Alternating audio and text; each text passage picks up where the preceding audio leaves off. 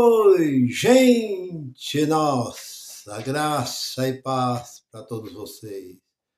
Seja bem-vindo mais uma vez a este canal desse que vos fala, seu irmão em Cristo, Nilson Queiroz, do canal Verdadeira Graça. Talvez você não me conhece, está entrando pela primeira vez. Seja bem-vindo a este canal. Eu não falo nada fora deste livro. Se você acredita neste livro e tem este livro como um livro verdadeiro, você vai dar valor, você vai me ouvir e valorizar as palavras que será pronunciada através desse que vos fala, seu irmão em Cristo, Nilson Queiroz. Seja bem-vindo, meu irmão, minha irmã, da graça ou fora da graça, não importa se você é ou não é um religioso, não importa. Nós estamos aqui para junto compartilhar de um momento de palavra de vida eterna. E a mensagem que eu tenho para nós, meus queridos irmãos e irmãs, é esta: nada devo a Deus e nada tenho que dar a Deus. Não são palavras minhas, está aqui dentro. Porque é comum você ouvir alguém em cima das tribunas, nos púlpitos, os tal de pastores, bispo, apóstolo, conferencistas, missionários, presbíteros, evangelistas. Você está roubando a Deus. Você é um ladrão. Quando você deixa de dizimar, você está em falta com Deus. Você tem que entregar a Deus o que é de Deus, porque Jesus disse, quando foi perguntado, é lícito pagar imposto a César? Ele se defende muito em cima desta palavra. Dá a César o que é de César e dai a Deus o que é de Deus. Tá vendo, irmão? Eu já ouvi muito isso. Aqui, ó, Jesus está dizendo que é do direito ao rei César deve pagar. E o que é direito a Deus deve pagar. Então você tem que ser um dizimista, você tem que pagar o dízimo. Porque se você não pagar o dízimo, você está em falta. Mas quem disse? Onde está escrito isso? Está escrito aqui dentro. Dízimo. Não, irmão Nilson. Você conhece a Bíblia, você sabe que no capítulo 3 de Malaquias, versículo 8, 9 e 10, Deus está falando duramente com o seu povo, não. Deus está falando com sacerdotes.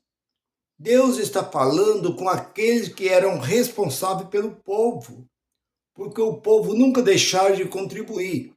E quando Deus diz, trazei todos os dízimos à casa do tesouro, ele está falando para quem? Para mim e para você? Nós não existia naquela época. Nós somos gentil. Gentil não tem nada a ver com Israel. Porque se você pega Malaquias 3 e olha para o versículo 8, 9 e 10, você não vai entender nada. É como você entrar, por exemplo, uma novela, um filme, no meio, você não vai entender como, o que está acontecendo naquele filme, naquela novela. Você tem que estar ali num teatro. É no início que você vai entender qual é o motivo daquela peça, daquele filme, daquela novela. Então, para você entender, você começa a olhar no início com quem Deus estava falando. Roubarás os homens a Deus? Para quem ele estava dizendo isso? Para aqueles que estavam na responsabilidade que Deus tinha colocado nas mãos deles, que era o sacerdote, sumo sacerdote. o povo trazia, mas eles pegavam as ovelhas cegas, as ovelhas manca, ferida, e oferecia a Deus. E as ovelhas bonitas, o melhor da contribuição que o povo trazia, eles ficavam para eles e vendia. Então era disso que Deus estava falando. E você olha que na mesma palavra, Deus está dizendo, tudo isso é para as, não é para as, é para a nação de Israel. Porque eu, você, nós, gentil, não temos lei. Nenhuma dessa lei nos atinge. Eu já disse, nós não temos nada a ver com as 613 leis de Moisés. Nós não temos nada a ver com o que Jesus disse, Jesus de Nazaré disse para judeus, que Jesus veio para cumprir a lei. 4:4 de Gálatas. Vindo a plenitude dos tempos, Deus enviou seu filho, nascido de uma mulher, nascido debaixo da lei, para cumprir o que estava debaixo da lei. Jesus disse no capítulo 5:17 de Mateus, eu não vim descumprir a lei, eu não vim passar por cima da lei, eu vim cumprir a lei. Jesus foi servo de Moisés, Jesus foi obediente em toda a sua vida, em todos os seus 33 anos de vida que ele viveu aqui na terra, ele foi obediente até a morte de cruz. Por quê? Porque ele era judeu. Então, o que está aqui dentro não nos atinge. O que Jesus falava, ele falava para o seu povo. Tudo que ele mandou para o seu povo. Ide e pregai. Mas pregai para quem? Para o seu povo. Se você olha para o capítulo 10, e versículos 5, 6 de Mateus, ide, mandou os seus 12 apóstolos. Pregue o evangelho. Mas não andei no caminho do gentil, e nem entrei em aldeia de samaritano, mas ide somente as ovelhas perdidas da casa de Israel. Eles não podiam dar ouvido, parar, nem sequer para cumprimentar um gentil, quanto mais falar do amor de Deus para um gentil, porque o gentil estava completamente fora dos planos de salvação, eles não tinham direito nenhum. O único povo que era chamado povo de Deus era Israel. Não tinha um outro povo. Então não adianta vocês querer pegar o que está aqui dentro e querer aplicar como isso fosse um jornal escrito ontem e trazer para os dias de hoje. Então por isso que eu volto no nome da mensagem que eu estou pregando. Nada devo a Deus e nada tenho que dar a Deus, nem satisfação eu tenho que dar a Deus, quanto mais dinheiro a Deus. Por que, irmão Nilson, você diz que nem satisfação? Porque Deus é onisciente, onipresente e onipotente. Deus, já antes de você existir, como ele disse a Jeremias, que eu gosto muito de frisar este versículo 1 e 5. Antes que tu existisse, Jeremias, eu estava te vendo. Antes que tu saísse, nascesse, eu já te santifiquei e te pus por profeta. E você olha para o Salmo 139, começa pelo versículo 12 e vai até o versículo 16. Toda a nossa vida já está escrito no livro de Deus. Então, se você orar e não orar, que diferença faz? Se você clamar e não clamar, faz alguma diferença? Deus não é como o homem, que muitas vezes fica surpreendido. Nós pega Deus de surpresa. Deus não é como nós despercebido. Nada vai fazer com que Deus fale, eu não sabia. Olha, porque os planos de Deus já existem antes que nós viemos ao mundo. Porque o próprio Jesus diz no capítulo 6 de Mateus, quando vocês orar, Deus já sabe tudo que vocês vão falar antes de vocês orar. A vossa oração chega atrasada diante de Deus.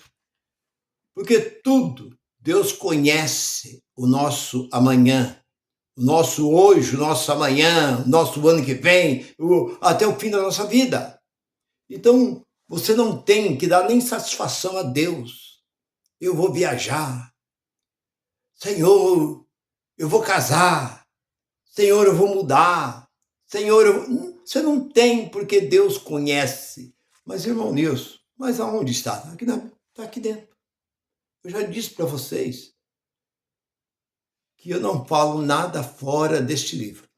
Jó disse no capítulo 41, versículo 11, nada devo a Deus e nada tenho que dar a ele. Por quê? Jó disse isso. Porque Jó diz tudo é dele. Toda essa fazenda é minha, não. A fazenda não é sua, a terra não é sua. Você passa para os seus filhos passam para os seus netos, vai de geração em geração, mas essa terra nunca é sua. O carro não é seu, a casa não é sua, os filhos seu não é seu. A sua esposa ou seu esposo não é seu marido nem sua mulher. Tudo é de Deus. Nós não temos nada neste mundo, como disse o próprio Jesus, Rabi, onde tu mora? As raposas têm a sua toca, as aves do céu têm o seu ninho, mas eu, o Filho do Homem, não tem onde reclinar a cabeça. Assim somos nós. Então, se nós não devemos nada a Deus e não temos que dar nada a Deus, por que nós temos que tirar 10%? E fora do 10%, fora dos envelopes que eles passam, dizendo quanto mais você dá. Que Deus é esse? Esse Deus é tão carente, é tão necessitado de dinheiro. Será que ele precisa tanto de dinheiro? Não, irmão Deus, mas Deus precisa de dinheiro para continuar a obra dele. Mas que obra? Deus tem alguma obra? Quem tem obra é o governo.